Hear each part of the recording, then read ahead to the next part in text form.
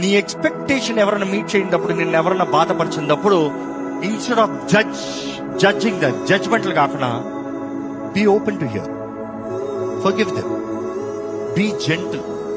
ఎంత మేలు చేసినా మర్చిపోతాడంట, కీడ ఒక్కడి కూడా మర్చిపోడాడు. నిన్ను పోగి మాట్లాడిన 100 మాటలు జ్ఞాపకం ఉండదు, ఒక మాట కూడా జ్ఞాపకం ఉండదు. తిట్టిన ఒక దూషణ మాత్రం చచ్చేంత వరకు మర్చిపో ఆ రోజు. బట్ దెన్ నువ్వు ఫలిస్తున్నావంటే ఆ రోజుని బట్టి కాదు, ఈ రోజు దేవుని యందు నువ్వు ఏమై ఉన్నావు దాన్ని బట్టి.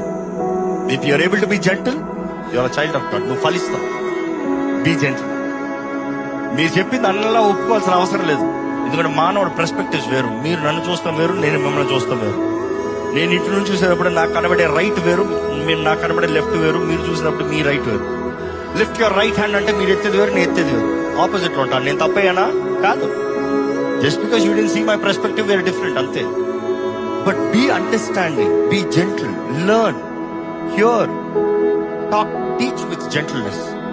చెప్పు, అయ్యా నేను ఇట్లా ఉన్నాను కాబట్టి నీకు అర్థం కాలేదు, నువ్వు తప్పు అంటే ఎవడో రైట్ లేడు, అందరూ తప్పే.